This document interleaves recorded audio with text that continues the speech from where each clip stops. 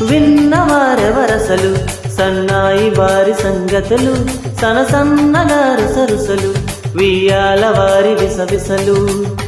సందు చూసి చకచకాడే జూదశిఖామణులు, పందిరంతా ఘుమఘుమలాడే విందు సువాసనలు.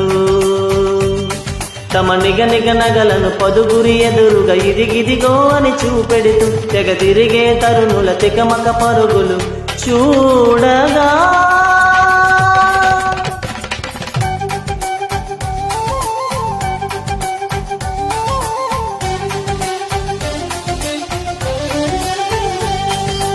ఆకాశం దిగి వచ్చి మబ్బులతో వేయాలి మన పందిరి, ఊరంతా చెప్పుకొని